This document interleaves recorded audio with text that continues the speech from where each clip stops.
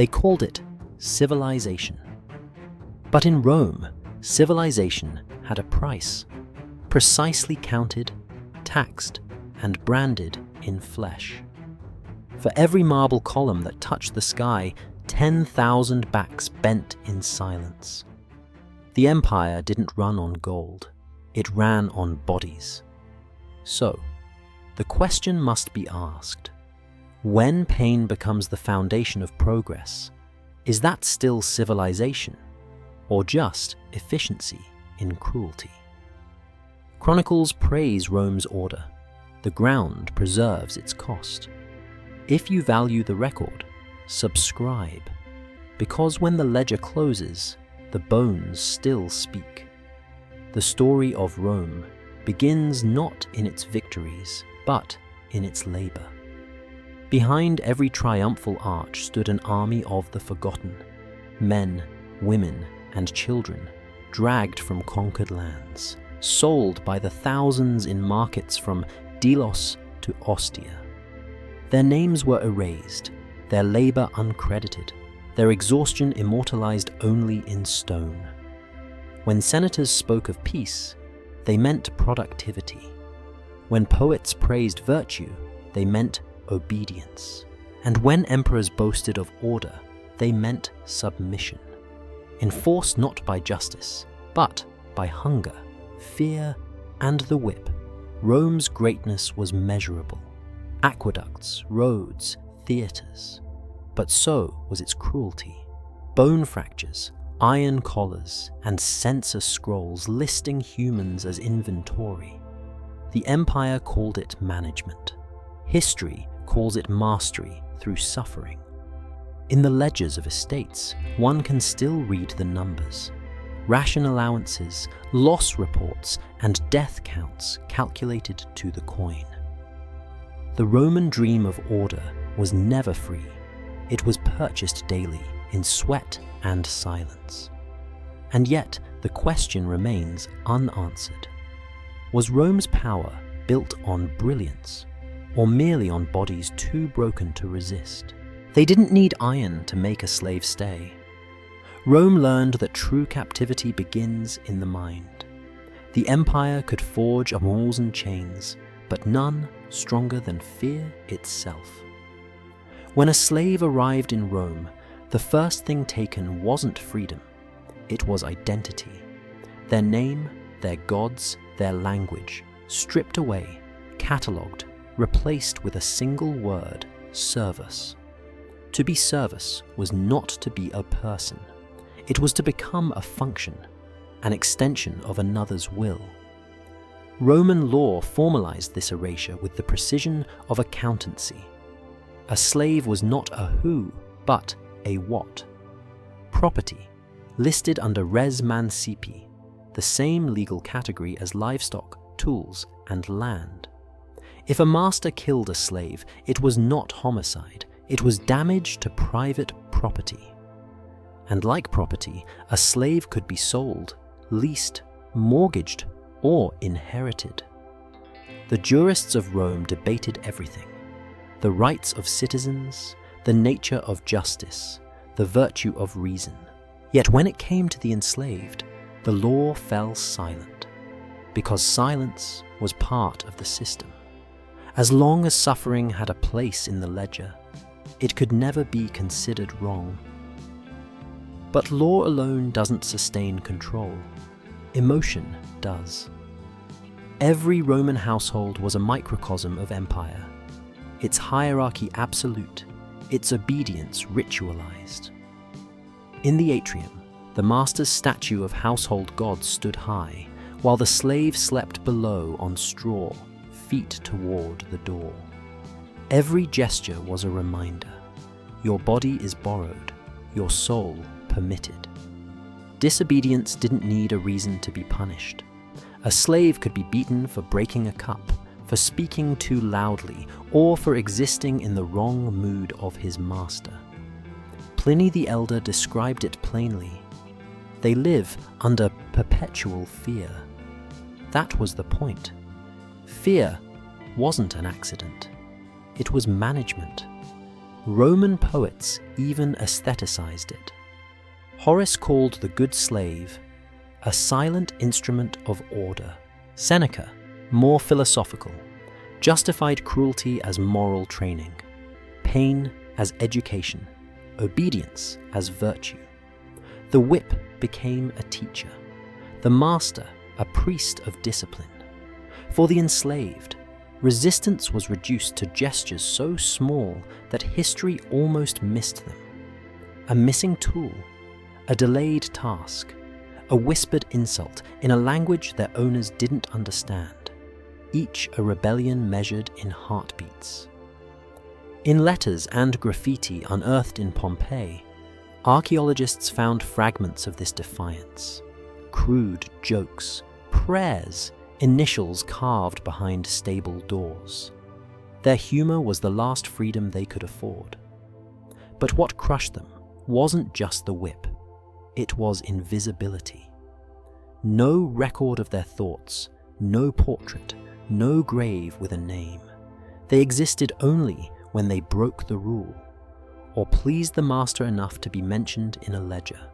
To be unseen was to be erased while still breathing. And yet, within this silence, the system thrived. A society that defined virtue through hierarchy required someone at the bottom to bear its weight.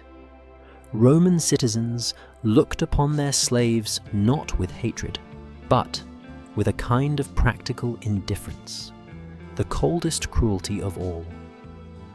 They didn't need to love or hate them. They only needed them to function. Indifference became ideology. A freedman named Epictetus, once a slave himself, would later write, "Freedom is the mastery of self." He meant it as philosophy, but for millions still in bondage, it was irony carved into existence. How can one master the self when the self has been sold? The genius of Rome wasn't invention, it was systemization. It turned cruelty into process, obedience into structure, and humiliation into routine. A slave didn't need guards if shame was enough to keep him quiet. They were taught that disobedience wasn't rebellion, it was madness. And when madness becomes indistinguishable from dignity, the empire no longer needs chains at all. Modern historians call it administrative slavery, a structure so efficient it could reproduce itself for centuries without innovation. Children born into servitude never questioned it, because they never saw an alternative. The whip had become invisible, replaced by custom and habit. The perfect prison is the one that teaches you to guard yourself. In the archives of Herculaneum, a tax record survives listing 87 slaves on a single villa estate. No names, only roles: cook, porter, weaver, girl. Each a ghost behind a word. Those ledgers are Rome's true monument, carved not in marble, but in omission. So when we imagine Rome, the marble, the order, the glory, we must also imagine the silence that built it. For the empire's brilliance did not lie in its roads or laws, but in its mastery of invisibility. A world where oppression required no cruelty, because obedience had already become instinct. The question now deepens. If civilization can erase humanity so quietly, how many of its echoes still live in us? They said Rome was built on trade, but the greatest trade wasn't in gold or wine, it was in people. Before the marble, before the empire, came the market. And in that market, humanity had a price tag. Imagine the port of Delos, 2nd century BCE. The air thick with salt and sweat. Ships unload not cargo, but lives. Shackled men from Thrace, women from Gaul, children from Judea. They are lined up, oiled, inspected, and displayed like livestock. The auctioneer calls out details: not names, only functions. Strong arms, can plough. Good teeth, still fertile. Educated Greek, reads and writes. Each phrase strips another layer of dignity until nothing human remains, only value. Historians estimate that at its peak, up to 1 in 3 inhabitants of Italy was enslaved.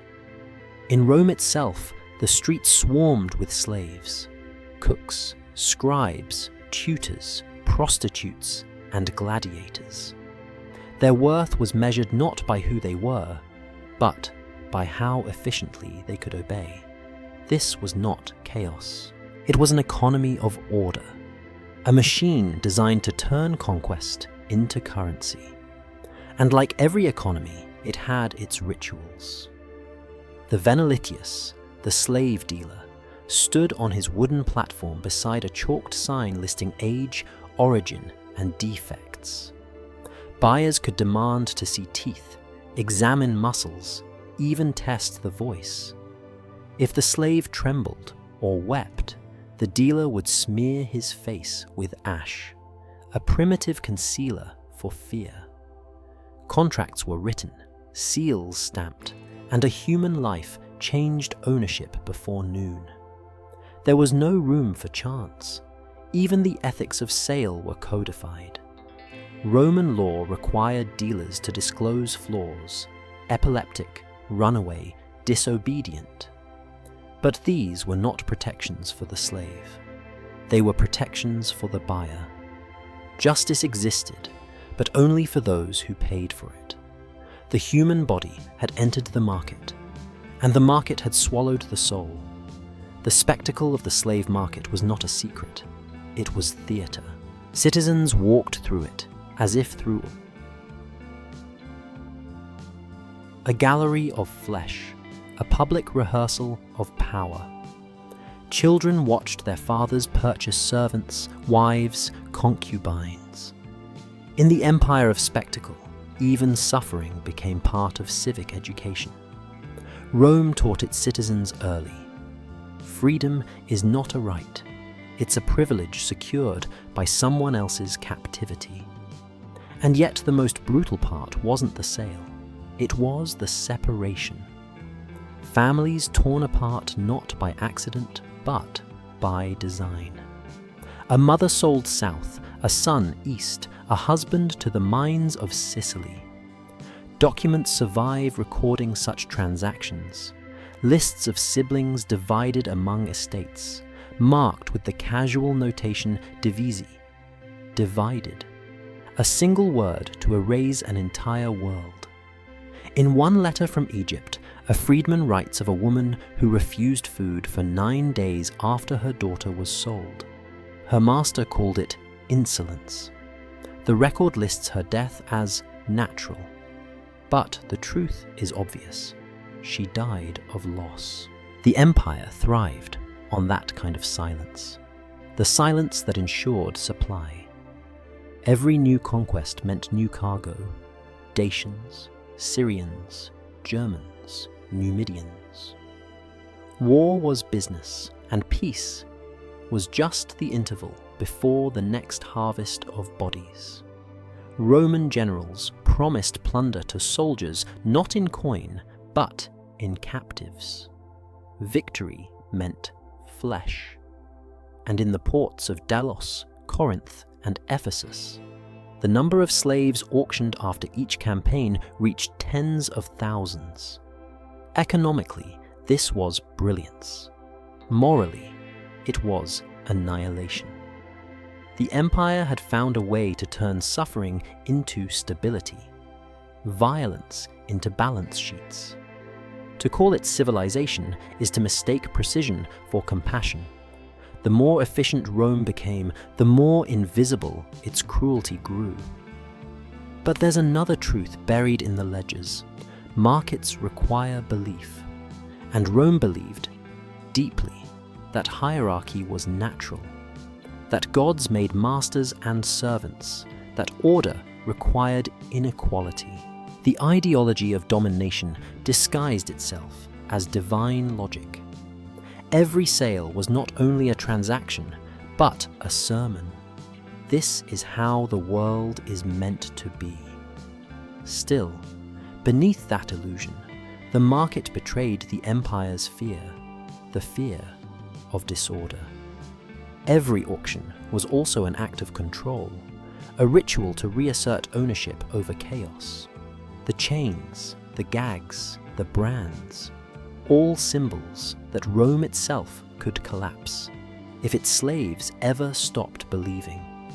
So the question echoes: was Rome the master of others, or merely a slave to its own system? As the last bid echoes through the forum and another body disappears into the crowd, the marble floors gleam with the sweat of the bought and sold. The city calls it prosperity.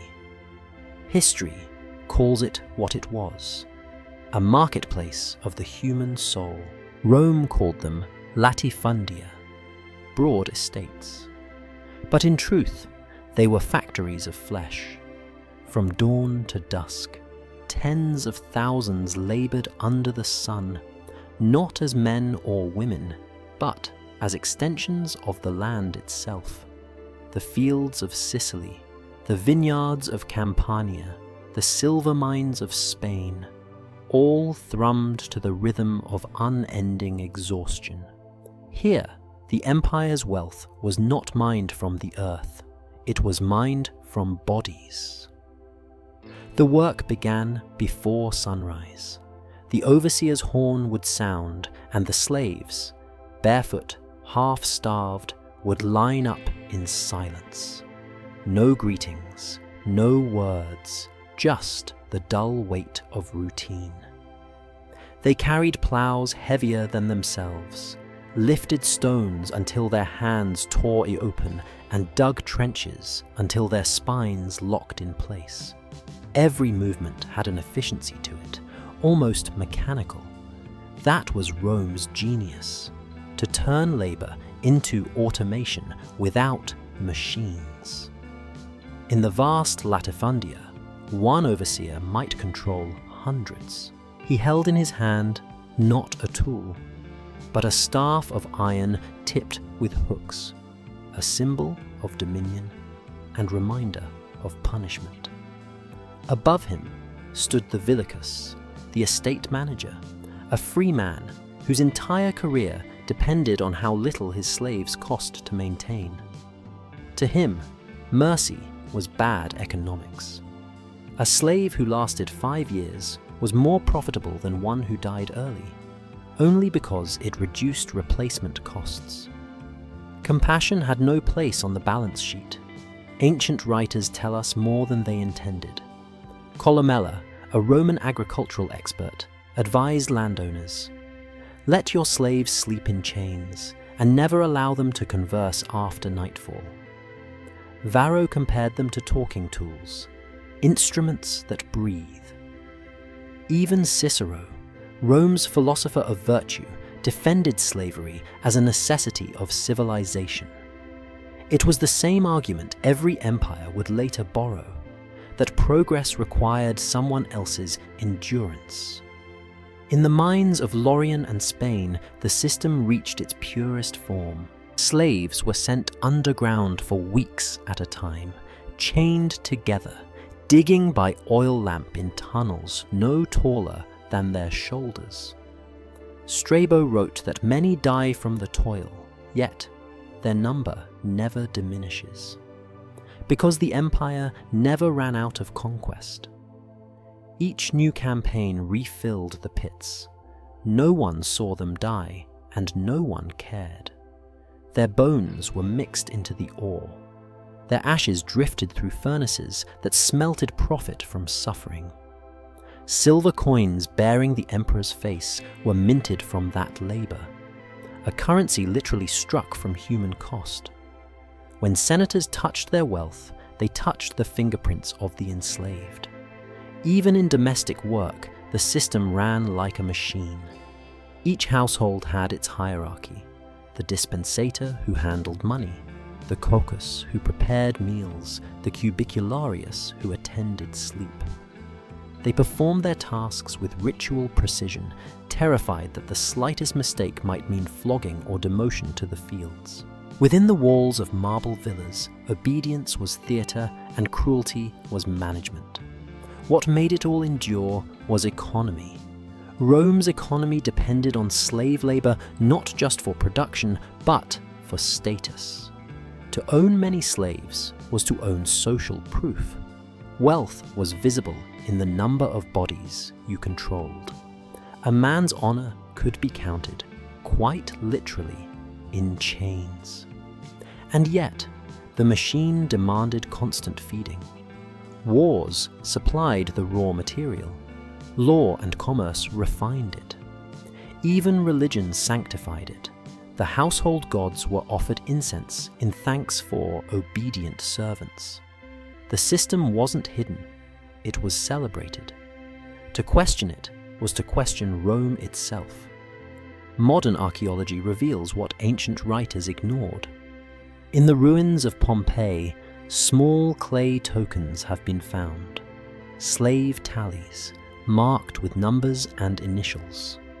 Each token represented one shift, one day survived. Others show tiny fingerprints of children who molded the tiles but never lived long enough to see them dry. The empire called this prosperity. We would call it annihilation disguised as order.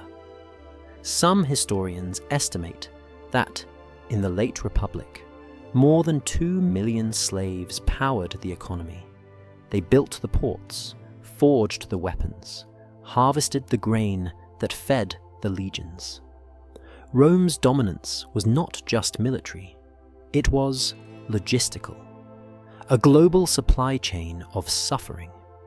Even freedom was engineered into the machine. A few slaves were rewarded with manumission, not as mercy, but as motivation. The promise of freedom turned obedience into ambition, hope into labor discipline. It was psychological management centuries before the word existed. So, when Rome's poets celebrated the bounty of the harvest, they were really praising the efficiency of oppression. The grain that fed the city carried the fingerprints of the broken. The marble that lined the temples was polished by hands that would never pray inside them. And yet, the ledgers recorded only profit.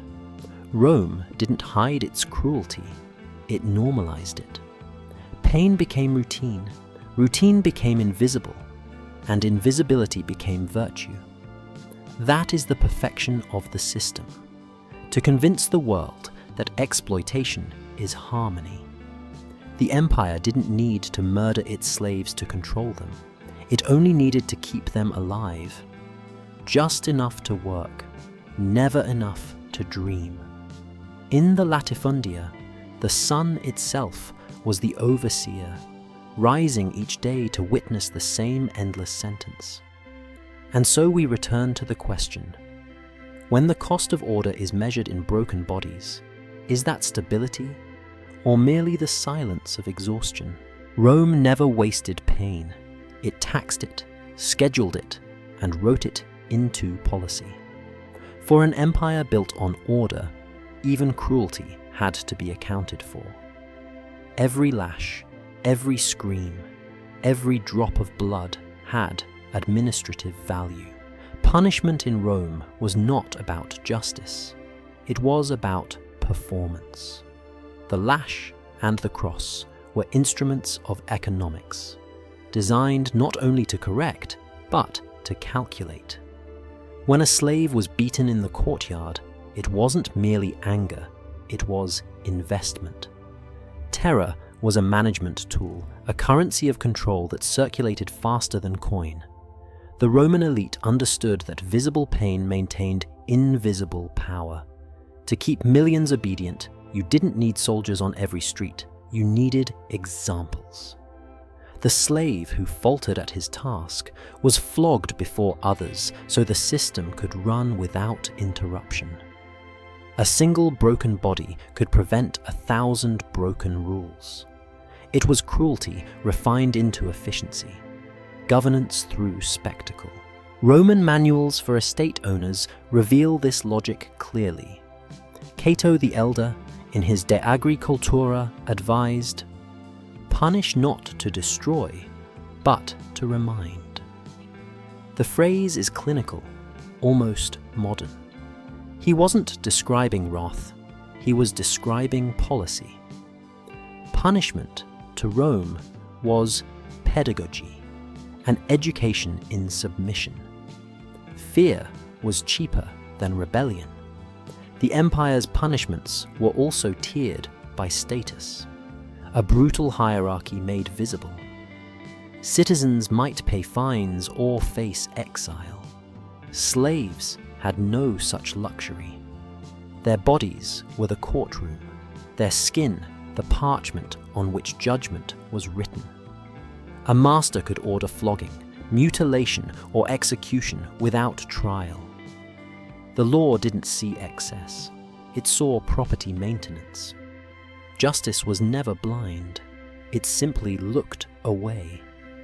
And yet, the spectacle of punishment wasn't hidden, it was staged. In city forums, crucifixions lined the roads.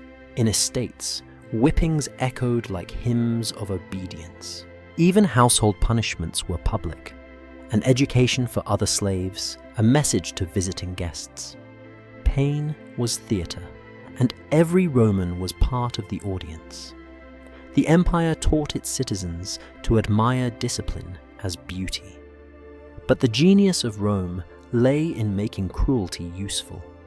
Executions and tortures became logistics, feeding the machine of order. The Romans even recycled the condemned. Bodies of executed slaves were sold to tanners, bones to lime burners, ashes mixed into building materials. There was no waste in suffering. Everything served a function, even death. And behind the spectacle was arithmetic. Records from Pompeii and Herculaneum show the cost of maintaining discipline. 2 denarii for the whip, 5 for the doctor, 1 for the salve to keep the victim alive for another round. Pain was budgeted. Violence was optimized. This was cruelty with spreadsheets. Empire as efficiency report. Roman religion only strengthened the equation. Punishment was framed as purification, a ritual cleansing of disorder. When a slave was flogged for laziness, priests said the gods demanded diligence. When rebels were crucified, they said Jupiter required harmony. Faith turned horror into holiness, and holiness, in turn, justified the next act of horror. Even the architecture conspired in this logic. Villas were designed so that courtyards amplified sound. The screams of the punished could be heard from every room. It wasn't sadism, it was communication. Each cry reinforced hierarchy, a sonic reminder of who commanded and who complied. The Roman household was both home and microcosm of the state, private property as propaganda. But this economy of pain reached its full efficiency in times of rebellion. After Spartacus's uprising, Rome crucified 6,000 slaves along the Via Appia, a 20-kilometer corridor of terror stretching from Capua to the capital. The message was not just for the enslaved. It was for every citizen who might sympathize, every senator who might hesitate, every soldier who might think twice about mercy. Rome didn't just defeat rebellion, it commodified it. Each corpse became a billboard of deterrence. To the empire, pain was the most stable form of currency, unforgeable, undeniable, self-replicating. It bought obedience, silence, and time. And like any market, it demanded growth. The more pain the system produced, the more secure it became, until suffering itself became a form of order. Yet, in this perfection lay its decay. When power depends on pain, it must keep finding new ways to inflict it. The lash loses its terror, the spectacle dulls. So Rome escalated. Punishments became more inventive, more theatrical, more public. The system needed not justice, but renewal through fear. Modern historians call this the bureaucratization of terror. Rome didn't revel in chaos, it organized it. Every empire since has borrowed the blueprint: control through fear, legality through cruelty, peace through exhaustion. Rome didn't invent tyranny, it perfected it with documentation. And that brings us back to the ledger, the quiet book that recorded everything but guilt. Pain was written there not as tragedy, but as expense. Its pages were filled with numbers, not names. And in those numbers, the humanity of an entire world disappeared. The empire called this equilibrium. We might call it the oldest business model in history. Profit from obedience, profit from silence, profit from pain. So ask again, when cruelty becomes profitable, can civilization still claim to be civilized? Rome did not hide its cruelty behind chaos. It wrote it down. Every act of domination had a file, a seal, and a signature. The empire's genius was not conquest. It was documentation. It transformed pain into paperwork and suffering into law. To understand Rome is to read its ledgers, the Lex Aquilia, Lex Petronia, Digest of Justinian, elegant names for legalized hierarchy. In the marble calm of the Senate, jurists debated not whether cruelty was moral, but how best to manage it. A good law, they said, was one that kept order. And in Rome, order meant obedience, bought by fear, maintained by bureaucracy. Roman law categorized human beings with chilling precision. Citizens were persons, personae, protected by rights and status. Slaves were things, res, defined by use and ownership. That single distinction, who versus what, structured the entire empire. A citizen could appeal to justice. A slave could only appeal to mercy. And mercy, unlike justice, could be denied without consequence. The courtroom became a stage where morality was replaced by arithmetic. A judge might fine a master for killing a slave, not for the act itself, but for the loss of property value. The law thus turned murder into mismanagement. Even compassion had clauses. A master who freed a slave without cause could be censured for economic irresponsibility. Freedom in Rome was not a right. It was a financial transaction. The Lex Petronia, often praised by historians as the first humanitarian law, is a perfect example. It forbade masters from sending slaves to fight beasts in the arena without magistrate approval. But the motive wasn't mercy, it was inventory control. Slaves were too expensive to waste in spectacle. Human life was regulated the way modern states regulate imports. In estate records, punishments appear as maintenance costs. 2 lashes for insolence, no injury. Runaway recaptured, ear branded. Female servant defiant, chained, reduced to half ration.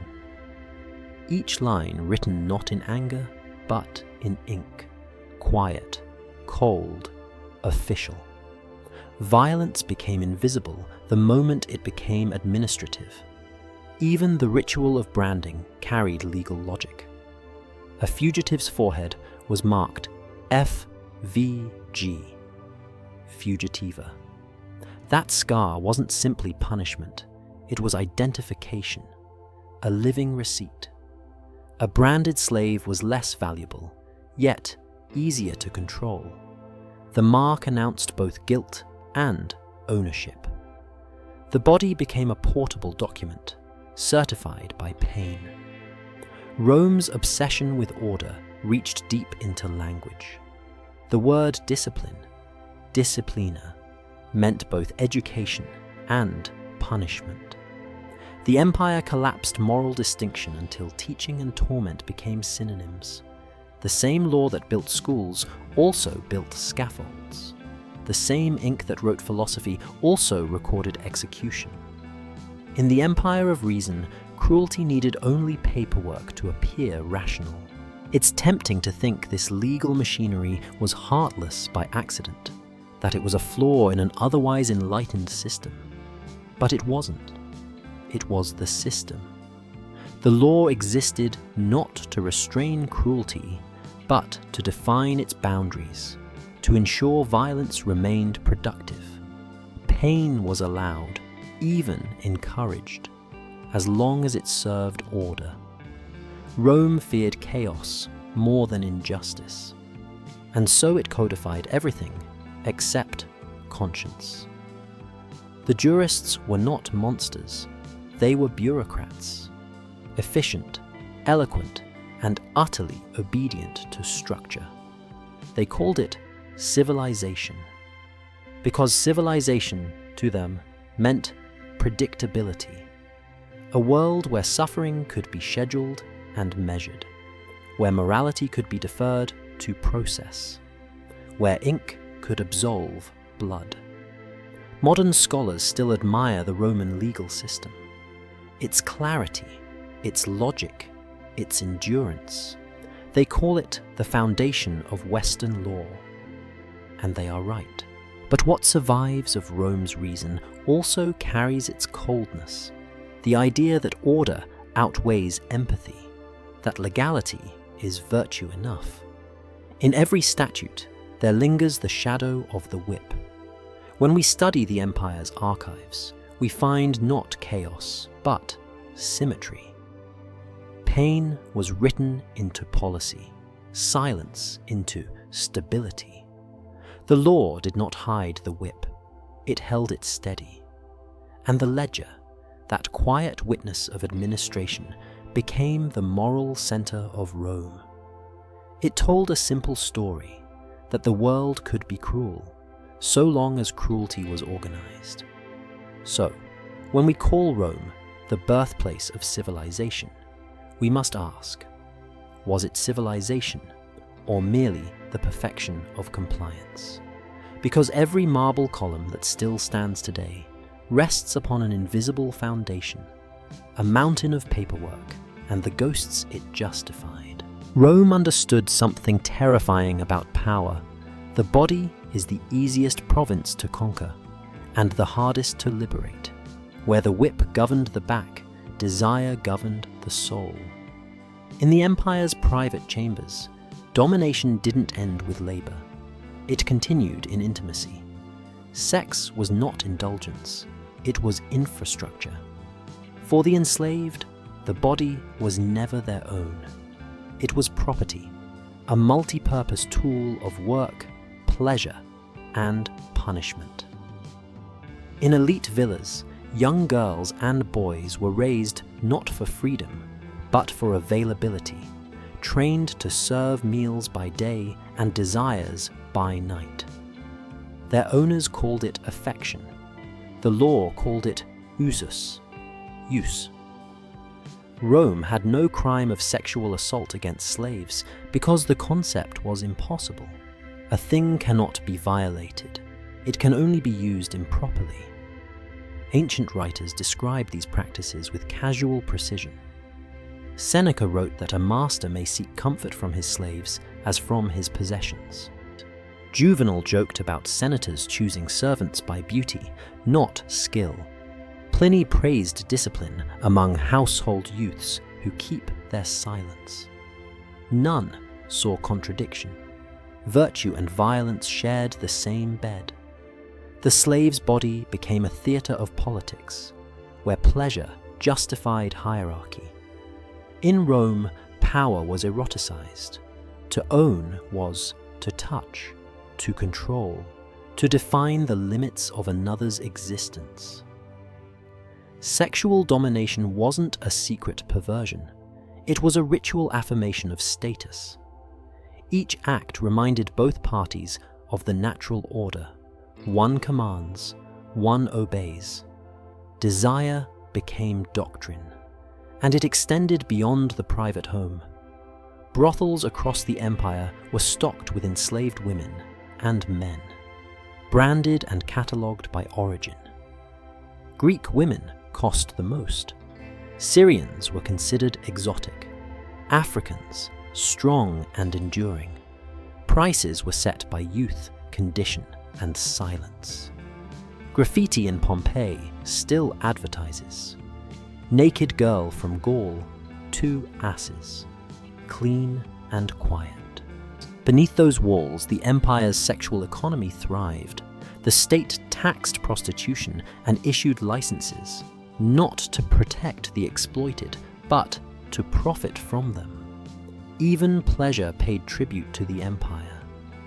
In the countryside, female slaves served as reproductive assets. Children born from slave mothers automatically inherited enslavement, a biological guarantee of supply. Owners encouraged pregnancies not through compassion, but through arithmetic. A child cost less than a captive. The womb became an investment, the most intimate form of logistics. Some women were paired with selected men, Vernae breeders, chosen for strength like livestock. Roman poets wrote tenderly about homeborn slaves, never pausing to ask who gave birth to them and how.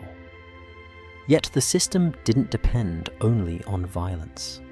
It depended on psychological conversion, convincing the enslaved that compliance was survival and attention was privilege. A master's desire could elevate a slave's status, grant access to fine clothes, softer labor, perhaps even manumission. But every favor was a leash disguised as mercy.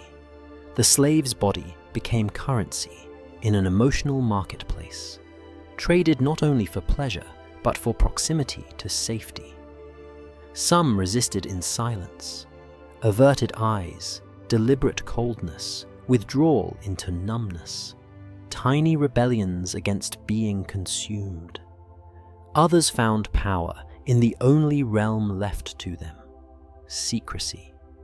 Letters from freedwomen tell of mothers of 2 fathers, of children hidden, smuggled, or abandoned to avoid the brand of illegitimacy.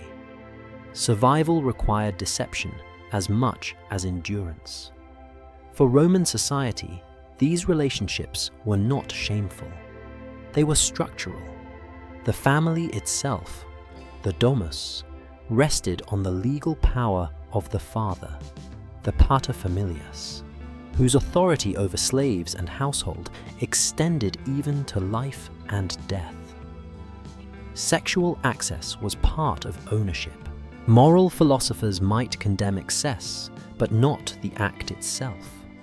It was accepted, codified, and quietly recorded. Even religion sanctified submission. Venus was worshipped as the goddess of love and fertility. But in household shrines, she also symbolized productivity. The same prayers offered for good harvests were offered for obedient concubines. Desire and dominance intertwined so completely that they became indistinguishable from faith. Modern historians often hesitate to call this rape, because the word implies violation of consent. But in Rome, consent was a category reserved for citizens. Everyone else existed outside its protection. In a world where law recognized only property, not personhood, violation itself became invisible. This is why Rome could call itself moral. Its citizens looked upon their own cruelty and saw only order. They built a civilization where virtue and violation shared the same vocabulary, where purity meant obedience, and obedience meant silence. In marble reliefs, we see slaves attending their mistresses, adjusting their robes, washing their feet. The art is graceful, serene, harmonious. The terror is in what we don't see. The eyes lowered not from devotion, but from memory. The Roman system perfected domination by making it intimate. It didn't just control what people did. It controlled how they loved, how they desired, how they imagined themselves. The whip could scar the body, but desire rewrote the mind. That is why Rome's cruelty endured for centuries. It lived not in the laws, but in the hearts it reshaped. And so the question widens: if the body can be turned into a law, and pleasure into obedience, what part of the soul can still call itself free? Every empire builds its walls from what it fears most. For Rome, that material was rebellion.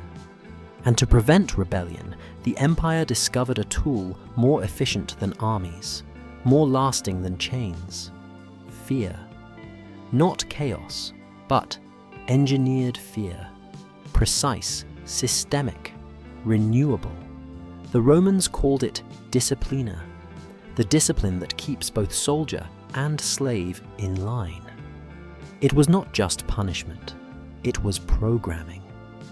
Every gesture of power, a glance from a master, a whisper from a soldier, a decree from a magistrate, was part of a choreography of intimidation. The empire didn't need to shout, it only needed to remind. Fear began at home. In the atrium, the paterfamilias ruled like a miniature emperor, his authority absolute, his silence more terrifying than his anger. He didn't need to strike often. He only needed to make sure everyone remembered that he could. Children learned hierarchy through the trembling of their mothers. Slaves learned obedience from the stillness of the air when a command was given.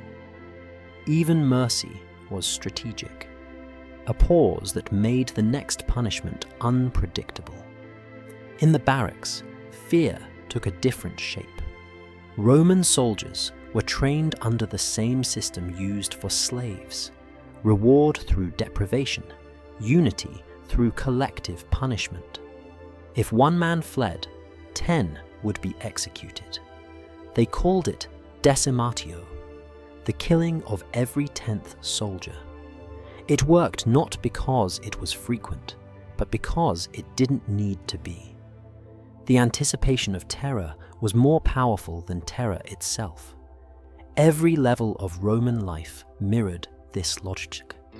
The slave feared the master, the freedman feared the patron, the citizen feared the magistrate, and the magistrate feared the emperor. Power flowed downward, but fear flowed upward, a perfect loop of dependency. The system didn't simply command bodies, it trained minds to self-regulate. No one needed to be watched when everyone was already watching themselves. Ancient letters capture this atmosphere better than monuments ever could. A landowner writes to his overseer, "Let them hear your whip, even when you do not strike." Another advises, "Punish one, but let all see." This was management theory before management had a name. Control through demonstration, silence through anticipation. Rome's cruelty was not impulsive, it was choreographed. The public spaces of the city reinforced the same principle. The forum, the temple, the amphitheater, each was both civic center and stage for obedience. When a slave was executed, it was done at dawn, when the markets were busiest. When a criminal was paraded, it was through streets lined with citizens, so that fear could mingle with commerce, and law with spectacle. The empire taught its people that stability required witnesses, that safety depended on someone else's pain. Even architecture was designed for surveillance. Villas were built with open courtyards, allowing masters to observe without being seen. Workshops were arranged in rows so that every slave stood within another's line of sight. The Romans never invented the panopticon, but they lived it. Visibility became control. Privacy became suspicion. The eyes of others were as binding as iron. Religion, too, played its part. The gods were presented as overseers of behavior, their favor dependent on loyalty to authority. A lightning strike, a poor harvest, a sick child, each could be interpreted as divine punishment for disobedience. Faith extended fear into eternity. Even the dead were disciplined. Tomb inscriptions warned descendants to obey, to maintain rituals, to avoid dishonoring ancestors. Fear was not a moment. It was a culture. And it worked. For centuries, Rome faced few large-scale revolts despite its dependence on enslaved labor. The rebellions that did erupt, like Spartacus's uprising, terrified not only the rulers, but the citizens themselves. They didn't fear the loss of order, they feared the loss of identity. Rome had conditioned them to equate obedience with existence. To defy authority was to defy civilization itself. That is the true genius of Roman fear. It became moral. Citizens didn't obey because they were weak. They obeyed because they believed it was right. Fear wasn't a symptom of tyranny. It was proof of virtue. The man who submitted completely was not a coward, but disciplined, loyal, civilized. The empire didn't just want control, it wanted consent. And that consent made Rome eternal. Its emperors changed, its gods evolved, but its system of fear endured, reborn in the offices of bureaucrats, in the drills of armies, in the creeds of churches, in the whispers of every age that mistook silence for peace. To this day, the ruins of Rome stand serene and orderly. But if you listen closely, you can still hear what built them. Not the hammer or the chisel, but the heartbeat of generations, trained to flinch at the sound of command. So the question becomes inescapable. When obedience no longer needs chains, has freedom already lost its meaning? No empire believes it can fall until its victims begin to speak in fire. For Rome, that voice came from the pits of Capua. In 73 BCE, 74 gladiators escaped their barracks with kitchen knives and broken spits. They were slaves trained to die for spectacle. Now they fought to live for meaning. Their leader was a Thracian soldier, once captured, once sold, Spartacus.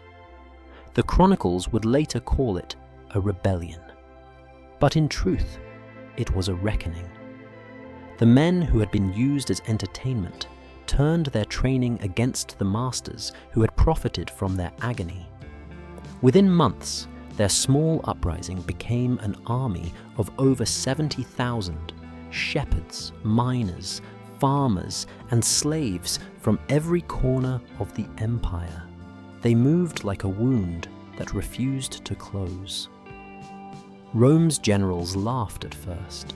How could a band of fugitives threaten an empire that ruled half the world? But the revolt was not just force. It was fury with a purpose. Each victory burned through the empire's illusion of order.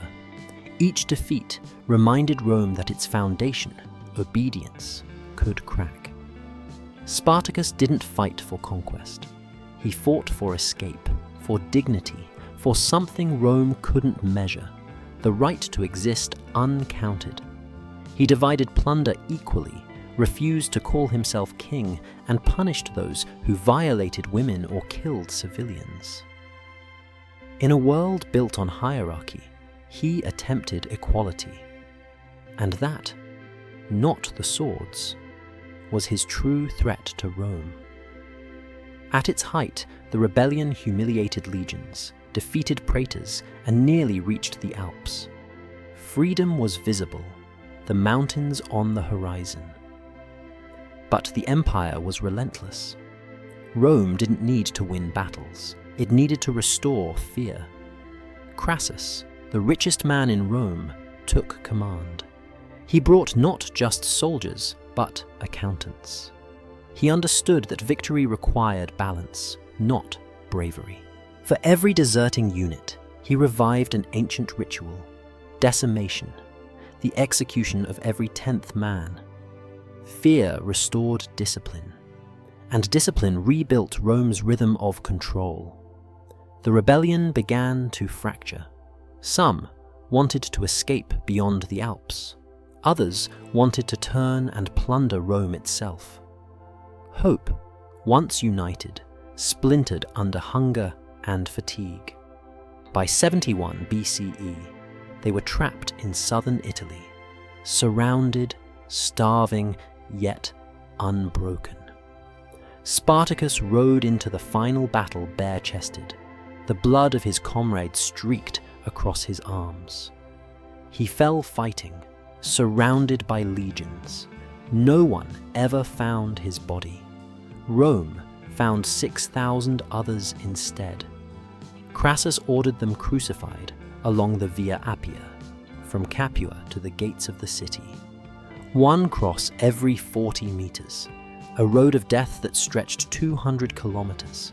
It wasn't punishment, it was policy. A message written in blood and geometry.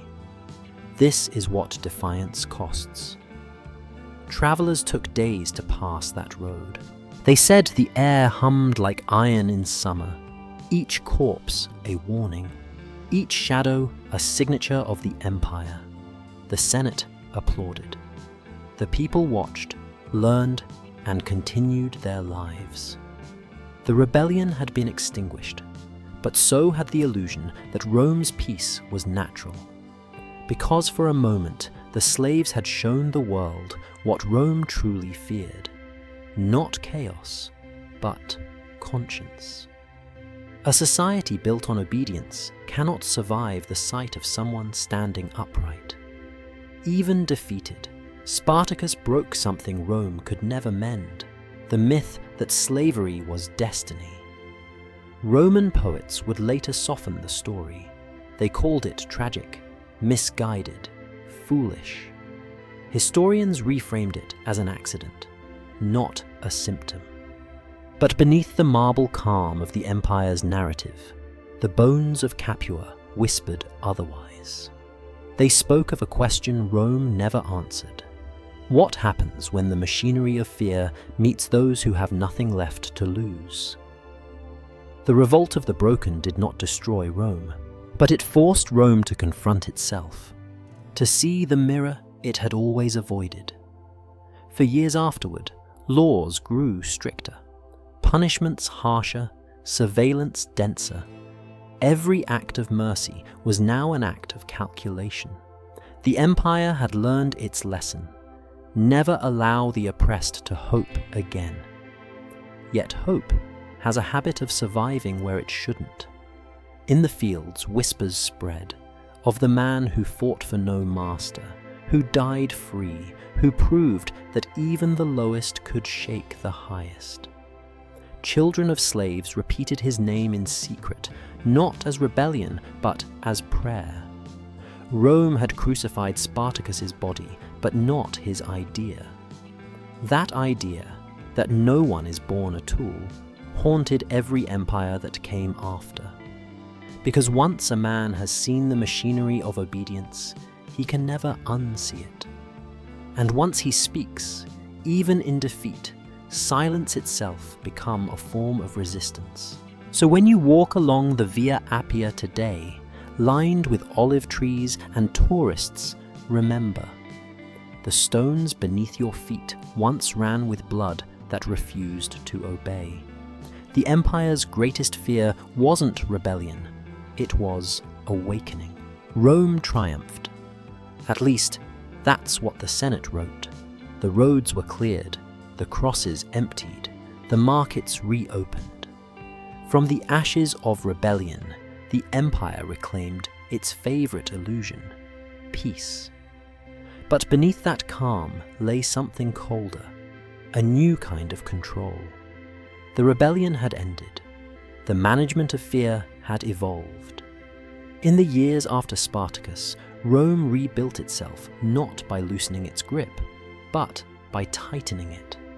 Slavery became more sophisticated, less visible. The public punishments that once shocked became ritual. The laws that once justified became silent. It was no longer necessary to crucify thousands. It was enough that everyone remembered it had been done. The empire began to govern through memory. Fear no longer needed whips or chains. It needed stories. Parents whispered to their children about what happens to those who disobey. Overseers invoked Spartacus's name not as hero, but as warning. Even freedmen were reminded, your liberty exists because Rome allows it, and because someone else died proving it shouldn't. The bureaucracy learned its lesson well. Records became tighter, surveillance more thorough. The census expanded not only to count citizens, but to classify human value. Every household, every field, every name, all entered into ledgers that decided who was person and who was property. This was peace by administration, a world where order replaced empathy and documentation replaced memory. Economically, Rome thrived. The same system that produced revolt now produced abundance. The mines of Hispania glittered again, the plantations of Sicily bloomed, the ports of Ostia overflowed with grain. The machine ran smoother, colder, quieter. No songs of triumph were needed. The empire had learned that the most efficient tyranny is the one that doesn't need to raise its voice. But stability had a hidden cost. Something within Roman society, its pulse, its imagination, grew numb. When fear becomes permanent, courage becomes obsolete. Philosophers began writing of fate, of destiny, of the virtue of endurance. Bear what you must, Seneca wrote, for suffering is the proof of civilization. That was the empire's creed, obedience not only enforced, but moralized. Temples echoed the same logic. Priests preached that the gods loved Rome for its discipline. Sacrifice became the language of gratitude. Animals, prisoners, sometimes even self.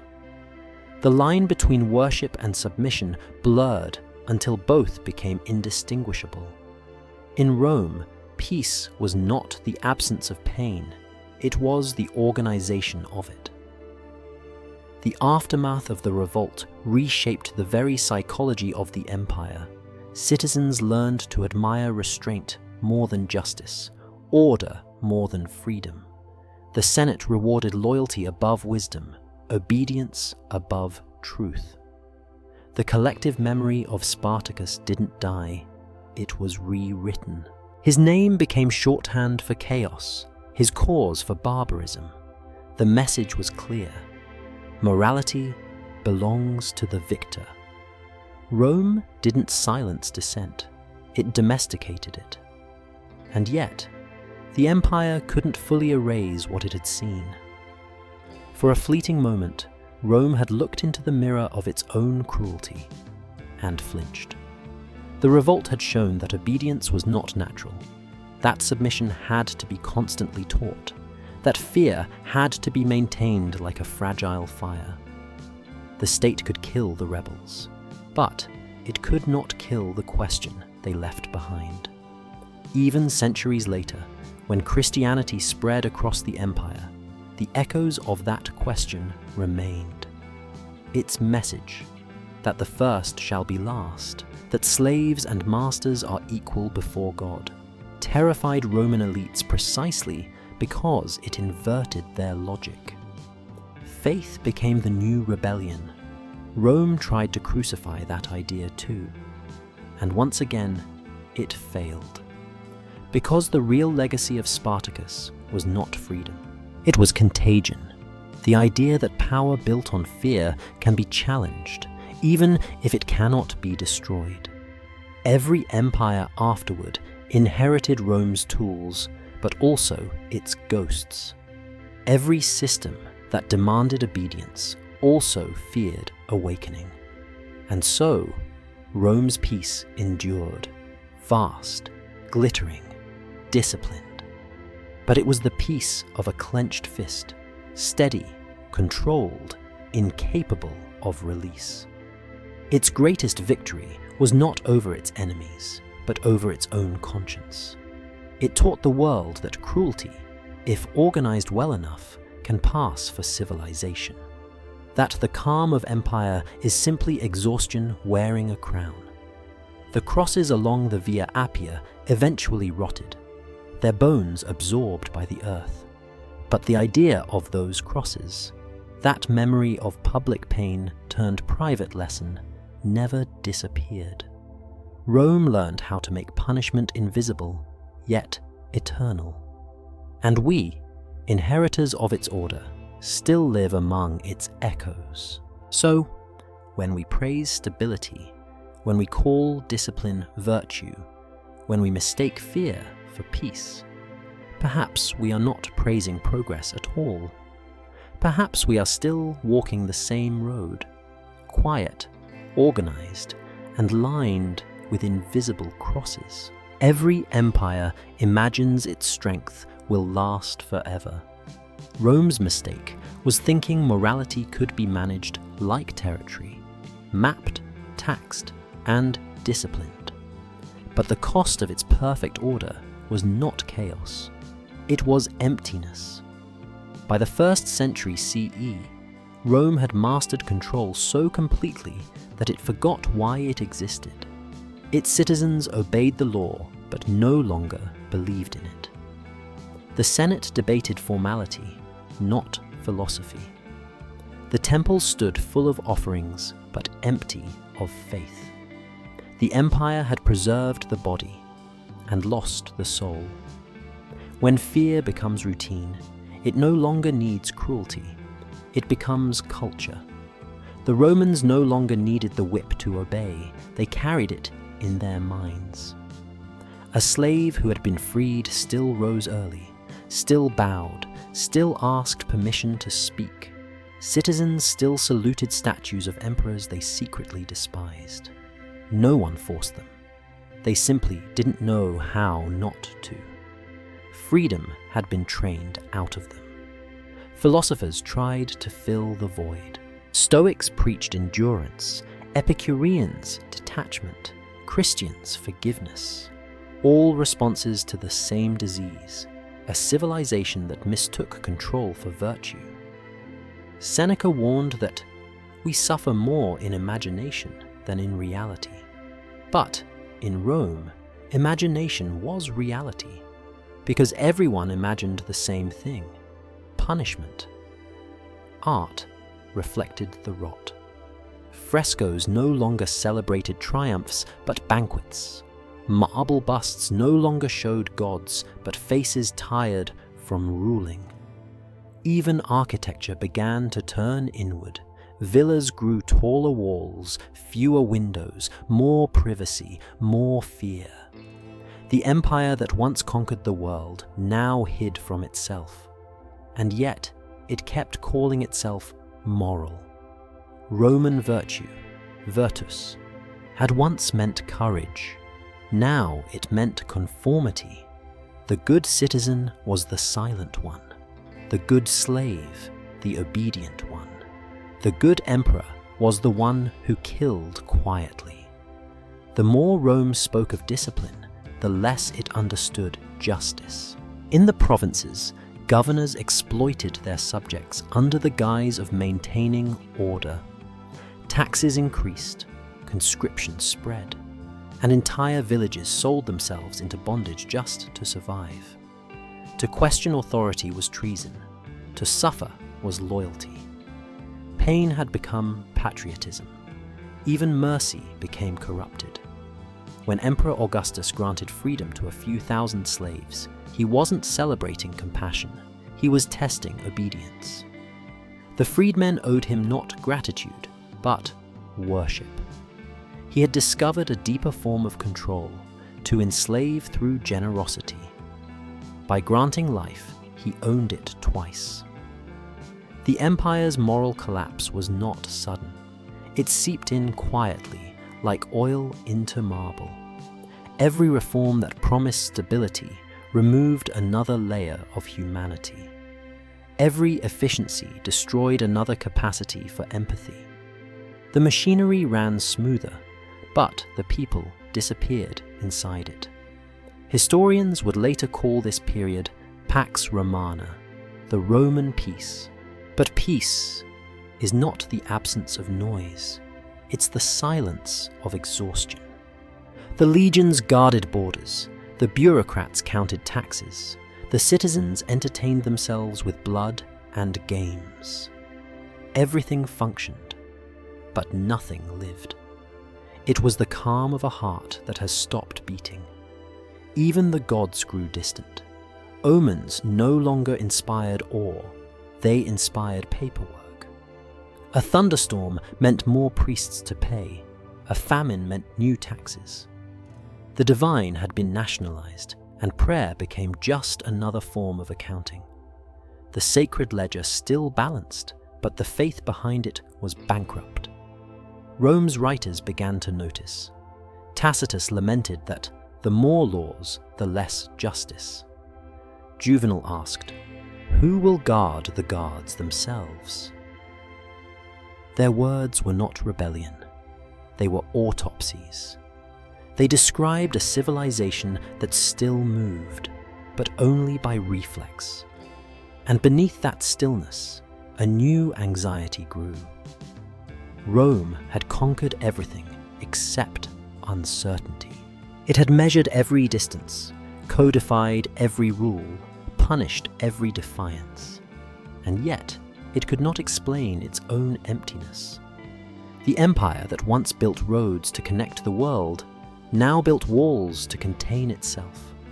It was afraid not of enemies, but of reflection. Because to reflect meant to remember. And memory was dangerous. It carried ghosts.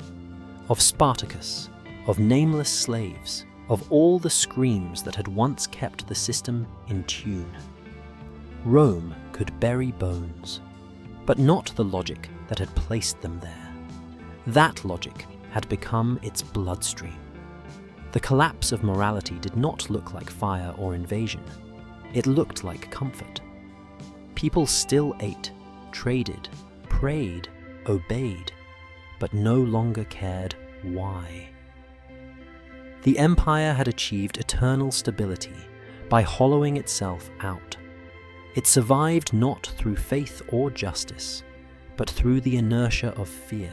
When morality becomes management, when virtue becomes compliance, when law replaces conscience, what remains of civilization?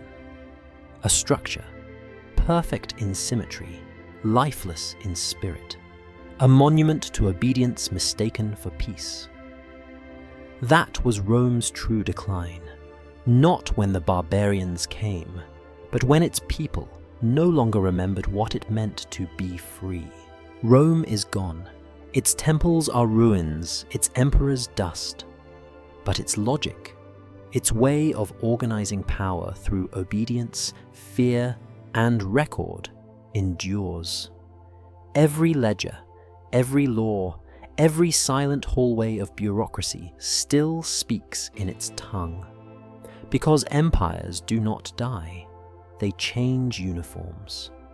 Look closely, and you'll see Rome everywhere. In the office that rewards obedience more than thought. In the courtroom where legality outweighs justice.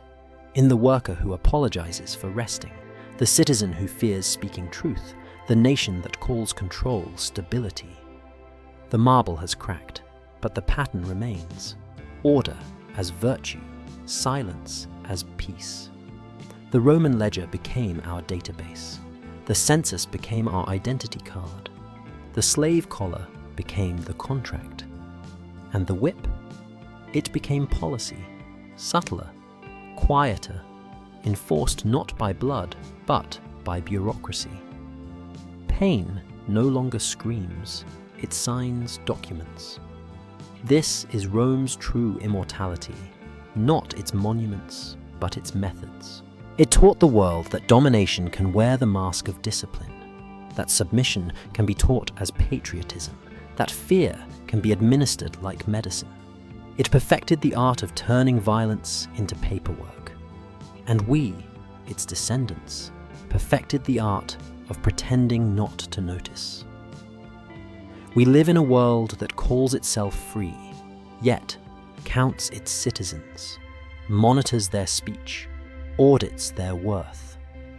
A world where laws are obeyed without question, not because they are just, but because they exist. Where suffering is systematized, but rarely personalized. Where obedience is not enforced by soldiers, but by routine. Rome's chains were visible. Ours are invisible. They are habits, the quiet compliance that trades conscience for comfort, morality for order. We no longer fear crucifixion. We fear inconvenience. We no longer kneel before emperors. We kneel before efficiency. The architecture of control survived not because it was cruel, but because it was convenient. That is the final triumph of empire, when its victims begin to manage themselves. Rome didn't fall, it franchised. Every nation that values order over empathy. Every institution that prizes obedience over truth. Every system that punishes dissent more than corruption. All are chapters in the same Roman script. But history's ledgers are never truly closed. Archaeology keeps finding what law tried to hide. Broken collars, branded bones, half-erased inscriptions of names that once mattered to no one but themselves. They surface like receipts, reminders that civilization's comfort was purchased in someone else's agony. The record persists because the bones refuse to be silent. And maybe that is the only real difference between us and them.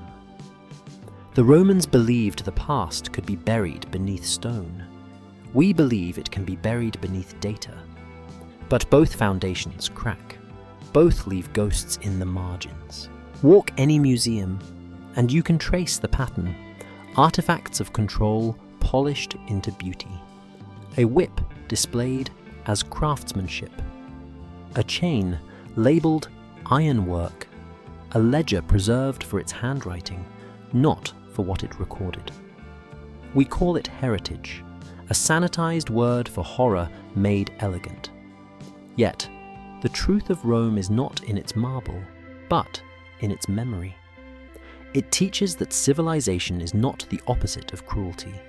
It is cruelty refined into system. That the more efficient a state becomes, the more invisible its suffering grows. That order without empathy is just barbarism with better architecture. And still, there is something else. Something even the empire could not erase. The whisper that began with Spartacus, that passed through fields and prisons and poems, that still lingers wherever a person refuses to bow. It says, The ledger is not final. The record can be rewritten. The bones still speak. We are not condemned to Rome's shadow, unless we choose to be. Because the empire's greatest invention was not the road, or the law, or the sword. It was the idea that cruelty, when organized, becomes civilization. And the only way to break that spell is to name it.